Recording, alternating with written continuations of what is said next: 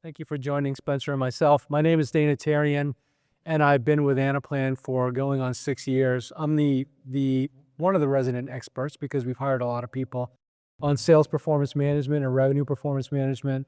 I've spent most of my career leading sales and revenue operations functions for lots of different companies, and then also worked for Forrester, leading a research and advisory practice. And I joined Anaplan 6 years ago because they were just looking for somebody that understood the types of problems that they were looking to solve for sales and revenue operations professionals. So I bring that perspective. I'm also a former Anaplan customer. There's people in the audience. I could see Alex Neighbor here who worked for me, actually rescued me at one point in my career with a Anaplan solution. And I'm here to interview Spencer today. So Spencer, let me hand it over to you, and now you can introduce yourself. Sure. Good afternoon, everyone. My name is Spencer Hodson. So I'm with a company called Ping Identity. I've been in the sales ops, RevOps area for about 20 years. And started actually with Cisco Systems, Cisco with a C, based here actually in San Jose. Spent a number of years there working primarily in sales operations, sales business planning, strategic planning. Done also a couple of startups, and now really resting my laurels in the cybersecurity space. And that I've been with Ping Identity now for about 5 years. Originally at ForgeRock, we merged together, brought out by private equity at Thoma Bravo, which Anaplan is a sister company. And based actually in Dallas. So, by the way, Spencer told me these chairs are a little shaky, so we'll just put one leg on the ground. As you can see, I'm a little more couch. So, but why don't you start by just telling us a little bit more about Ping and how we might know you? And it's probably one of these quiet companies that we use ourselves, and we just don't know it. Yeah, I'd be happy to. So Ping Identity, we are in the cybersecurity space. We specialize primarily in identity and access management. So we secure and manage digital identities across users, devices, applications, to ensure really a seamless and secure experience. We are very large enterprise focused. We have over half of the Fortune 100s, for example, companies actually deployed or using our technology. And I think probably one of the also key areas, distinction about this that's from our competitors in this space is that we are pretty agnostic when it comes to deployment. We have SaaS. We're going to have a very healthy SaaS model. We also have on-prem or hybrid. And so that's very, very applicable, particularly for large enterprises that may be in various sort of deployment modes. And then, well, you mentioned that we're both Thoma Bravo held companies, and I know that they don't invest in companies that aren't high growth or where they don't see high potential. So how big is the company just in terms of revenue, and then the number of employees, and what kind of growth are you guys experiencing? Yeah, so again, I started off at ForgeRock. We merged together, so combined company. We merged actually in August of 23. So now we're approaching in total ARR almost $1 billion now. We're growing at about top line, over 20%, but we're also very profitable. So we're tapping on the door right now of Rule of 50. So both at our growth and our profitability or EBITDA margin, we're actually pretty close to 50%, which is very, very exciting. We have about, we have over 2,400 customers. Again, mostly sort of enterprise, large enterprise, and about, just for scale, about 220 quota carrying sellers. And we have a global presence, roughly about half in Americas, probably 30% in EMEA, and then 20% in APJ. So why don't you just tell us a little bit about your role and what you do for the company, and then what your remit is? Yeah. So as I mentioned, I started off in sales ops for 20 years, and that's pretty much what I've been doing, specializing particularly in areas as we grow of, as you can imagine, account planning, comp design, quota allocation. We've kind of looked at various aspects when it comes to sales operations, and now been partnering pretty closely with our marketing and now our customer success to actually truly kind of build out a RevOps function. So we're sort of interrelated across the different functions overall.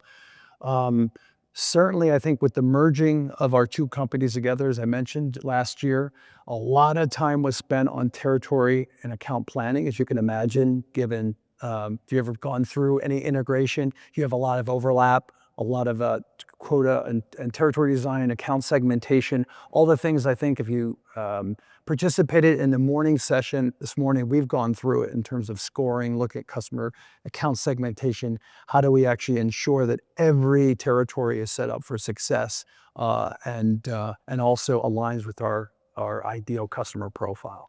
In revenue operations, I've seen a number of different models where you have a central revenue operations group where sales operations, marketing operations, customer success operations all reports into a single leader. But then there's another model that I call the coalition of the willing. Yes. And you've got these individuals from these different groups understanding that you have common goals, Yeah. especially because there's such a need in a SaaS-based company to understand the customer journey from, let's say, lead all the way through renewal. And it sounds like you have a coalition of the willing. We do. Of individuals who are trying to collaborate more closely to one another. No, that's exactly right. Yeah. And it's a good coalition of willing. We all get along.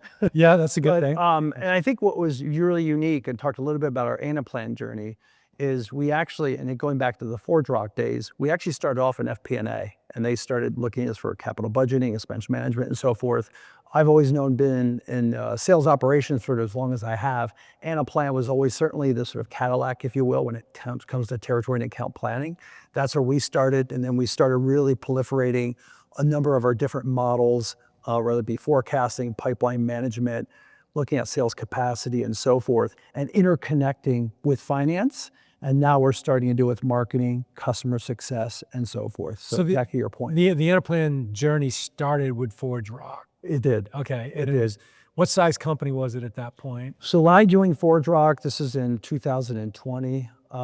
We were about 150 ARR company. And then once we merged with Thoma Bravo, we were like 280. Really? Yeah. Well, you saw $180 million worth of growth in that short period of time. In about three and a half years. Yeah. Post-pandemic. Yeah, or almost during the pandemic. Yeah. Wow. Yeah. And are you the person that brought Anaplan in? Were you our champion?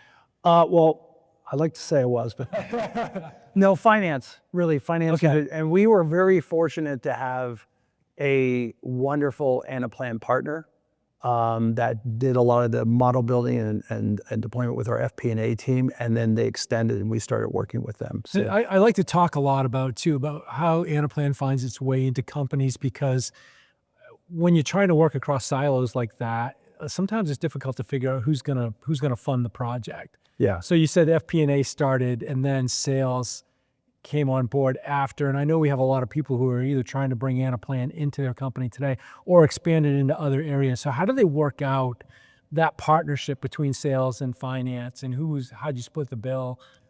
Tell us about what that. Yeah. So again, finance, started their first deployment on this. Fortunately, we just had a really good working relationship. Okay. And when we started looking at some of the initial models that we want around territory and account planning and pipeline management and sales forecasting, we kind of looked at, look, we know this is going to be a platform play. We want to commit for, a 3-year, because we knew we can get a good price for our Anaplan folks. But also we wanted to make sure we had enough workspace and so forth. And we just kind of worked it out, right? And it kind of evolved because we were rapidly working with the same partner to build out our models so we can really have sort of a connected view. And I think which was very helpful is that when it came to sales capacity, this is where from expense management, from commissions, which also was running from our finance team, they wanted to have visibility in our models and we wanted to have some visibility in theirs. So that kind of naturally brought us together. Yeah, and I think one of the relationships that's often overlooked in a revenue operating model is that relationship between sales and finance, or the go-to-market functions in finance. It's such a critical connection point between those two organizations, because my experience has been that finance sometimes will build that plan on their own, the one that's eventually going to get handed over to the sales organization and turned into a quota and allocation model. Are you working in the same models together? Are you handing information backwards and forwards between sales and finance so that there's not that swivel chair We are. that occurs? We are, absolutely. Absolutely, yeah. And I know, you're a Thoma Bravo company as well, and they have, as part of their sort of methodology, if they will, what they know as a quota allocation model. So that is sort of a philosophy we have. We have actually built in Anaplan that we share collectively across finance and sales to really understand and how do we make sure we have enough quota out on the street, if you will, when we look at capacity planning and so forth. And of course, we look at all the support costs as well that comes with that and ensuring we have the right ratios and so forth. So there's a good hand in check sort of balance there. Yeah, I work for a Thoma Bravo company now, but in a previous life, I ran sales ops for a Thoma Bravo company. And that quota allocation model is really like it's a capacity model that they've constructed. It's part of their fundamental process of investing in companies where they dictate, I would say, like to a certain level, the number of salespeople you're going to have, where you're going to deploy them. And it was a massive spreadsheet that we had to fill out like 10 years ago when I did it.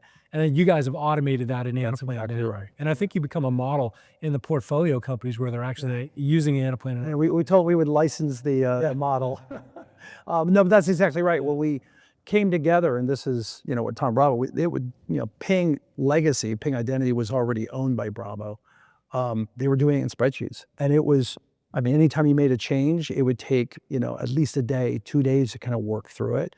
Now that we built that in Anaplan, and now that we have finance in it, we can make different scenario planning and different sort of different investment thesis and different analysis really quickly. And the capacity planning, what I've also seen in my own career and also working with other companies is headcount is often one of the most difficult things to get your hands around. How many people are with us today? How many have left? How many are on ramp? How many do we expect to hire? When do we expect to hire? Then it's all tied to an OpEx plan. That's right. So are you integrated with the sales organization on that? 100%. So sales, not only sales, finance, but also HR. Really? Because we look at open recs, we look at those that accept it, because we build that into the QAM, into the quota allocation model, and we report that back to Thoma Bravo because it's so tightly managed and so visible. Are you able to answer that question when you get the call from the chief sales officer of the company? How many people do we have on board right now? How many are ramping? Where are we with all these recs? When do we expect to hire? Absolutely. Yeah, absolutely. And are you able to make the types of decisions? Because oftentimes we do an annual financial plan, and then things change throughout the year, and maybe your forecast has gone up. It sounds like that's a problem that you guys have. How do you adjust your headcount plan throughout? Because you can't stay with a static headcount plan if you're finding that the market's starting to respond more quickly to what you are. You'll get behind on capacity. So what's that look like? That's a great point, actually, Dana. So we still have our annual planning, we still have our budgeting process, but as we look at it, we're always planning for the next year. We typically do a or sort of every 6 months we're reviewing. So right now I'm already reviewing, for example, our headcount on capacity and growth for next year.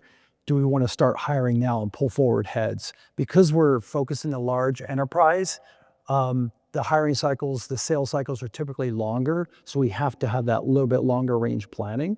So what we're looking at right now is how do we actually pull forward heads against our 26 plan, get them basically already in the seat at the end of Q3, Q4, so they hit the ground running. I think that's probably one of the biggest changes I've seen in my career is that you would abide by a strict OpEx plan for the entire fiscal year. You weren't allowed to change it till the end of the fiscal year, regardless of what happened in market conditions. So if you're not in a position to start hiring ahead of growth, you can't do that till the beginning of the next fiscal year, and you're already behind. You're already behind, especially if it takes you, in certain like international markets, it could take us 4 months really from the time we start recruiting to the time we actually have someone in the chair. And then you got the ramp period in terms of their enablement and being fully productive. So this is actually a great advantage. We're fortunate that Thoma Bravo sees it the same way. Yeah. And you could never catch up.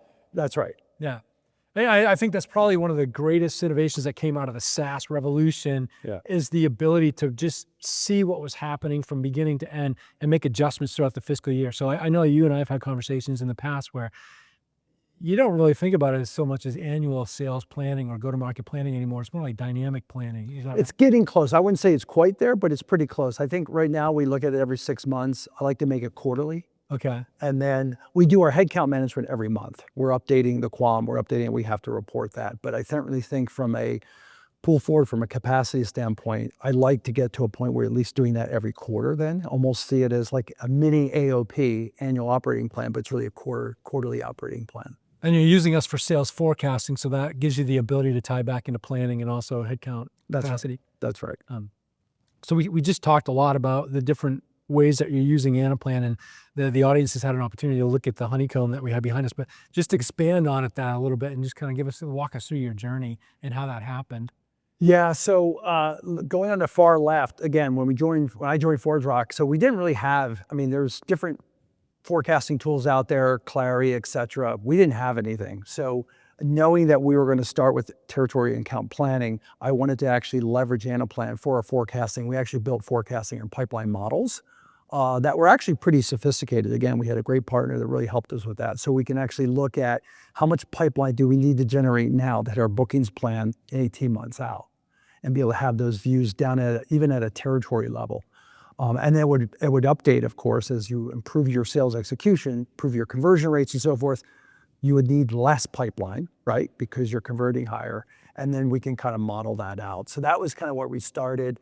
And then when we went through, I think you've all experienced this, call it right when the pandemic, where we started to come out of it, 2021, 22, there was a great resignation, right? And so we had sales churn, AE churn, probably like 35, almost 40%. It was just god awful. So we really then built a model around, you see, AE performance development, where we really wanted to look at the health of a territory and the health of an AE. How do we make sure that an account executive is set up for success? And we also have warning lights. For example, we looked at their pipeline, how much pipeline they're generating, how's their territory, we scored their territory, how much is the support teams, whether it be SDRs, partners, also helping, contributing to their pipeline generation, pipeline progression. So all these sort of health metrics, if you will, as well as we had each of the sales directors, the sales managers, do check-ins. They did check-ins twice a quarter and then give a review, and all this was documented within Anaplan. And then every quarter during our quarterly business reviews with the leadership, we would actually put up their whole sales team and actually review it. And then red, yellow, green, the greens are going okay. Maybe they're a potential sort of bench that we want to develop for future sales managers. The reds obviously want to address that. Is it a PIP? Is it something we need to, are they set up for success? And we would have very detailed conversations to highlight, where are we basically, setting up the AEs, where we maybe have, frankly, some issues in terms of performance that we need to be more proactive in dealing with. And then where can we help support and maybe take some of the yellows, for example, and then make sure they're happy and retained. So many companies are using quota attainment as the sole indication of performance. It sounds to me like you guys are using a lot of leading indicators and lagging indicators like quota attainment to do a full assessment of sales performance and sales productivity. Is that right? That's right. Along with the qualitative check, which is the sales manager. They talk to them, they work with them every day, right? It's important to get that check-in and that feedback. And it's helped. I mean, we were able to lower our attrition from, like I said, about 38%. We got it down to about 22% at the time of merger, which is good, right? Because you were able to just look at those early warning signs and then give them some assistance so that they didn't find themselves in a position where they had to leave because they just weren't doing well. Yeah, and I think, classic example, we would review it at the QBR and we say, okay, this rep is really challenged, but we looked at the support team and maybe their SDR wasn't really, because we have a ratio of 3-to-1, 4-to-1, I'm sure many in here have something like that. And maybe that SDR really wasn't disproportionate, or maybe disproportionately working with other reps. And so how do we lean into that? Maybe we hire it in, and maybe we looked at ways we can kind of bring some, I guess, a better success proposition for the support teams. They highlighted it, right? It's such a travesty when you're making headcount decisions about who's going to stay and who's going to go. Unfortunately, you have to do that sometimes. But if you do it just purely based upon quota attainment, you might have somebody that's not yet a quota attainment, but if you look at their leading indicators, they're almost there. Yeah. And to let someone like that go, all you're doing is starting that cycle all over again. So if you don't have the visibility into that, that's right. That's really kind of the yeah, and I think that's probably the overall theme. You look at this journey here was we wanted to empower our first line sales managers with enough data, the right data, that they can then make some decisions on, and also just be better managers of their business. Many times, and we still are a victim of this as well, they have too many point solutions out there. They're going to this screen for that screen for this tool for this. And one of the things I think Anaplan really helped us with is how do we kind of give it, maybe it's 2 or 3 screens of data and views in a lot of different ways that they can actually act on it and just not have to go in these different point and click sort of, one trick sort of solutions for the same thing. I mentioned I was at Forrester prior to joining Anaplan, and I was doing a lot of research because I saw it happening, right? There was a need to start to converge these operations functions across the go-to-market functions, from sales to sales operations, marketing operations, customer success operations, and they were all buying individual point solutions. And me personally, I just got frustrated by the lack of integration between those solutions, and also the amount of money people were spending on these different point solutions that weren't connected to one another. So I had an opportunity to go to other companies, but I came to Anaplan because of the platform. Yeah. And what I see here is you did exactly what I was hoping was going to happen, where instead of investing in these individual disconnected point solutions, you invested in a platform, and now you're able to connect this mosaic of different, we'll call them models or whatever you want to call them, together and leverage information and work and workflow across all of them. That's exactly right. I mean, again, I would say we're just becoming more connected as an enterprise. And as we stood up some different models, we were able to cost justify it with our CFO in terms of turning off and retiring some tools. And that, one, I think helped just for call it the tech debt that we have. I think we all probably have different point solutions and things that we just got to retire, but also just get a better ROI out of the investment that we've already made. Do you have a group of individuals in the company that are dedicated to Anaplan and sustaining it and growing it and continue to expand it? In terms of like model building and things like that. Building and things So we're right at that transition right now. Like I said, we were really spoiled because we have a great partner. Yeah. But we actually have, in fact, if there's any model builders in here, we have 2 recs open right now. PingIdentity.com. I see a guy in the audience you got to talk to. I'm going to introduce you to him after this. But yeah, absolutely. So we're looking to bring on 2 model builders and maybe transition into kind of building that in-house. Yeah. Well, you can kind of rule the world, can't you? If you have those model builders in place. Yeah. We work with other companies. Amazon Web Services has done that, where they've got a federated model where they've got a group of model builders that are constantly going out there and seeking opportunities to improve efficiency across the company. And when they're autonomous like that, they have the ability to do that. Yeah, we're right at that scale now. And given that we have 5 different departments now or functions that actually use Anaplan in different models, we're at that scale where it makes sense. Okay, now's the opportunity. Like, you've got a lot of people who are interested in either growing their Anaplan usage, or they're going to delve into it for the first time. Yeah. Speak to them, tell them what they need to know. Like, give them some of your great tips on what you've learned. I mean, depending on where you start, make sure you just understand your use case, because it's easy, and I can give you countless examples where you can get scope creep on the use case, right?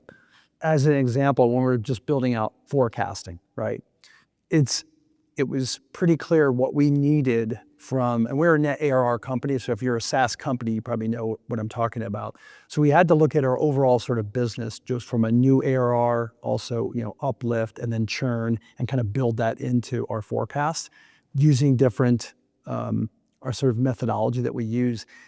And it was very clear that if we weren't really set on sort of the use case to build initial design, prototype it first, get all the feedback from the different stakeholders, you would waste a lot of time, because you don't want to be basically trial and error in Anaplan. You almost want to prototype it first, get the use case, get the stakeholders buy-in, and then when you build the model, as you roll out, you phase it out. It seems pretty common sense, but you'd be surprised how much, once you start building, how much the scope creep can step in.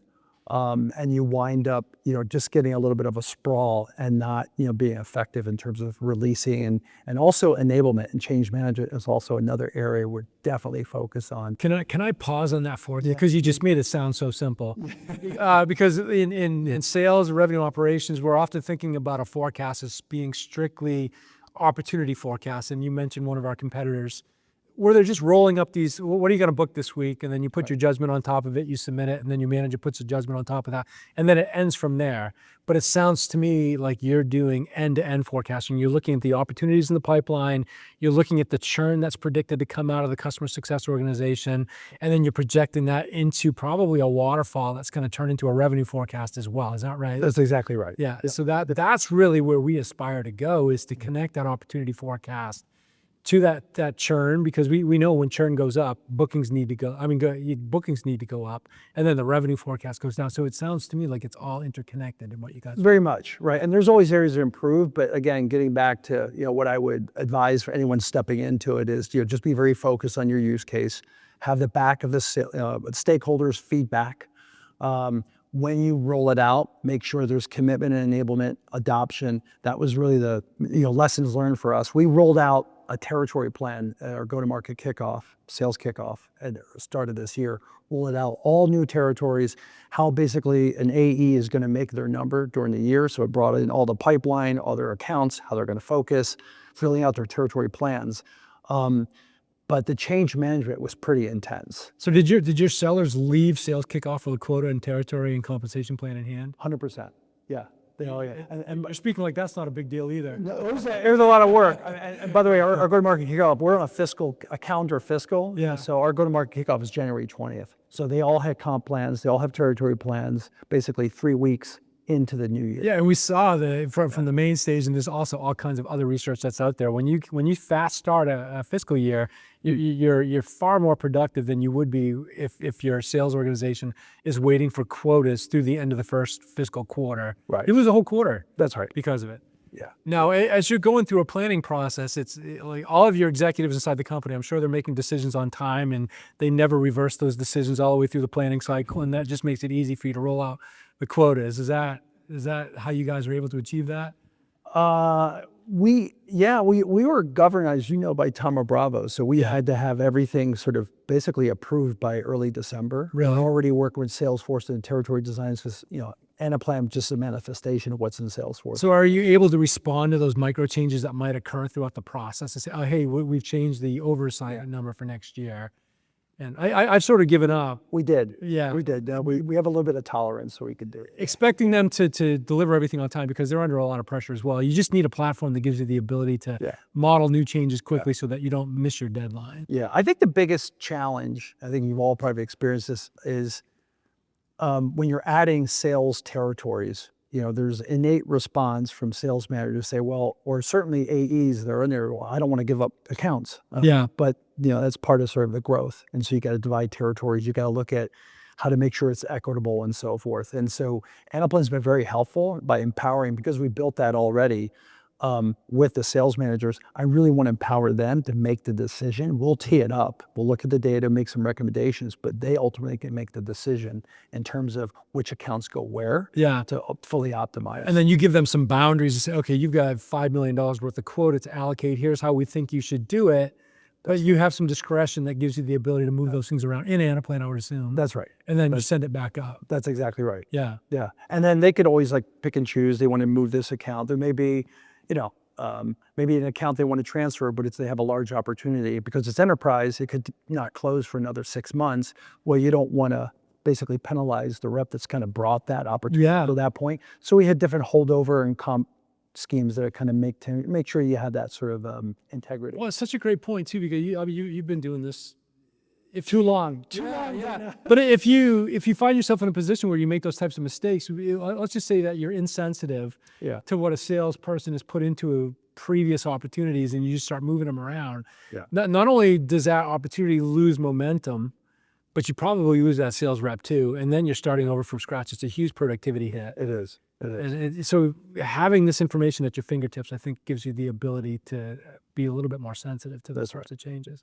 Yep. So we talked about capacity planning, true end-to-end forecasting that includes finance. I've worked for so many organizations where the sales organization hands a forecast over to finance, and the first thing they do is throw it out.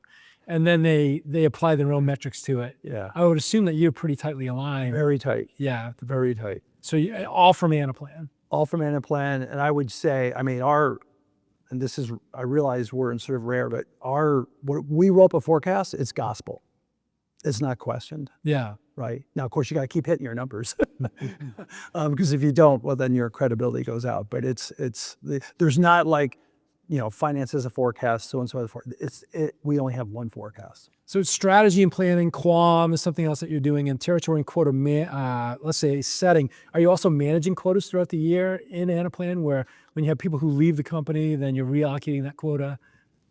Well, yes and no. So again, this is Thoma Bravo. So within the quam, it's based on tenure. So we know that reps have been in the role for 3+ years, have a certain quota allocation that we sort of govern. if they're new onboarding reps, for example, then they'll really, really have a much lower quota. So it's standardized. And then depending on when they join, it's sort of ramped during the course of the year. So it's almost dictated, which is nice, right? Obviously, where we run into, some issues where we just have to kind of realign some things is where if we have any attrition that maybe we have some 10-year reps kind of going out and you have new reps coming in, well, there's not enough quote on the street. So how do we make sure that there's enough overassign for the sales director to feel comfortable that they can still hit their number? Yeah, I mean, really, quota is like writing a check off a company checkbook. If it's not properly allocated all the time, then you're either going to overspend or underspend. That's right. And we monitor that every week. Really? Yeah. So what are some of we talked about some of the key outcomes that you've had, but what are some other things that you're really proud of? I mean, you see some of them up there already, but when we rolled out the forecasting, this was middle of last year, FY24. One is we had great adoption. Again, we talked about it before, having a good use, really defined use case, commitment from stakeholders, enablement, and then we came back and we continued to kind of work even at the AE level to make sure they understood it and sales director level. And ultimately, you can see a stat up there that, those that actually were adopting it, we had 102% sort of forecast accuracy and attainment across that, right? Versus ones that weren't as, let's say, religious about it. Yeah. So that was really good. I think secondly is we just got out of the spreadsheets. I wouldn't say entirely, but for the most part, how we conduct our business is all in Anaplan. So it has full visibility, it's all connected, it updates, pretty much almost real time in all the data. So we have full sort of clarity on the business. At any time we need to run, let's say, a new scenario, let's say, our board member or our CEO, asks us a question around scenario, what about this, what about that? We can pretty much answer that question in a matter of, could be minutes, could be hours, but the point is, without too taxing, we can come up with an answer. So I would assume there's an ROI for Anaplan. Have you guys ever calculated that sort of independently? No, I wouldn't, in terms of hours, you mean? Yeah, like what do you? I would, no, not so much that. I would just say just from effectiveness, we're just better. Like I have a sales ops team that's pretty lean, right? And that allows us to do a lot more without necessarily hiring a team of analysts or what have you. And even at that, we're just more agile as an enterprise, as a company. And so we can better attune to where responses and changes, whether it be exogenous or whether it be internal that we need to do. Well, one of the sources of frustrations in sales revenue operations is that they're often called upon to complete tactical task There's still that. But what you described is an environment where you can be more forward-looking, more strategic. You're thinking about next year's financial plan, sales plan, 6 months out, and then you're not waiting to negotiate the new OpEx plan for the coming fiscal year because you're able to have these insights. That's exactly right. I would take it a step further. And again, I mentioned it earlier, but empowering sales managers and the sales VPs with the same. So it's not just sort of sales ops coming up with the strategic and scenario planning, but empowering them. So we have a lot of sort of collective thoughts and ideas so they can actually be a little bit more forward thinking as well. So you're approaching $1 billion now. What are your plans for the next 3 to 5 years? Keep growing. Keep growing. Yeah, you can imagine. I mean, I think there's eyes to look at the public markets here, probably for the next year, 18 months for sure. So we got to get our let's say our systems pretty much intact to make sure that we're ready for that kind of scale and that kind of growth. Yeah. And on this honeycomb map that we have, what are your plans for Anaplan for the future? What are some of the things that are? Yeah, you can see it up there. So I don't know how many of you already maybe have Anaplan. So the Salesforce connector is a big item for us. Right now we have to use a middleware. We use Jitterbit, but there's MuleSoft, there's Boomi, things like that. But that's going to be really, really impactful for us just from development time. We don't have to develop, configure middleware plus Anaplan and things like that. It just enhances the user experience. That's really, really big.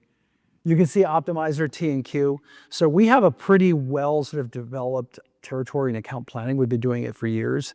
We have the scoring, we have all that. I like to really take advantage of Optimizer and see if we can just drive a little bit more automation as opposed to sort of manual and just sort of optimize sort of the territories on a more, like I say, automated way and really take advantage of that. So that's definitely something we've been talking with, your teams about. Yeah. And then of course the big one, which you hear today is, how do we take advantage of Anaplan intelligence? I love to be in a position where we talk about planning, where, look, I know we have the capacity, we're going to hire, 25 new AEs in the next year. Where do I put them? I'd love to be able to just go into our data models, based on our scoring, segmentation, create the territories and assign them, and then we can go back to the sales teams. Yeah, and we're getting there. Yeah. And you've got the platform, you've got the information, lots of it. So it's only a matter of time before we can apply that intelligence. That's what I'm hoping, Dana. Yeah. That's what I'm hoping. Well, that's great. We have like 10 minutes left. I'll leave for questions. Or is there anything else that you'd like to share? Let me just look at this real quick. I think I've hit most of these. Again, some of it I think is straightforward, but if you're just venturing into it, again, be very specific on your use case as you get started. Have the complete sort of support from the stakeholders.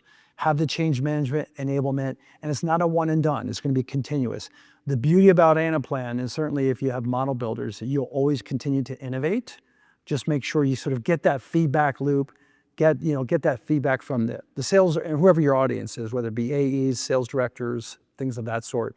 So you're kind of also building and prioritizing based on the value that they're getting from it, and just stay close to your essentially your internal clients on that. And we really didn't talk about segmentation. How are you guys doing it today?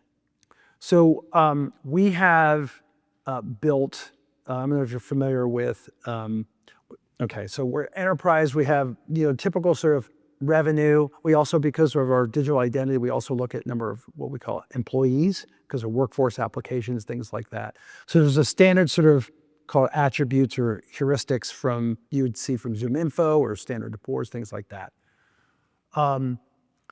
What we also have, we use predictive insights, right, to then look at our historical performance against, I think it's about 5,000 different attributes that we use, and we automated that within Anaplan. So that's really like psychographic information, observing how your customers and prospects are behaving, that's giving you buying signals and things like that. That's right. So then we scored it, and then using frontier analysis, which we've actually built in Anaplan as well, which allows us then look at how much white space based on our historical, we've done really well in certain verticals, for example, whether it be retail, whether it be financials, and so forth. Based on that, and based on kind of what they are currently consuming and their size, we can look at how much added white space is there, and then prioritize based on white space available. So then we can then look at segmentation based on not just the heuristics that you see, but also a balance of, if it's an existing customer, here's how much white space we think we have. Let's make sure to have so many of those, and then how many prospect accounts with white space. And then we optimize the territories around that. And Dan Kohlhofer in his keynote this morning was talking about our applications and how we've designed. We do find that Anaplan customers are using our applications on top of what they've done in the past, because maybe we've developed a better way for them to do it. So have you considered applications as part of your? You're looking at it. We're looking at it. We think, like I said, probably on the optimizers where I really like to lean into, because we've built it out pretty well, and then ultimately the Anaplan intelligence we're obviously very, very excited about.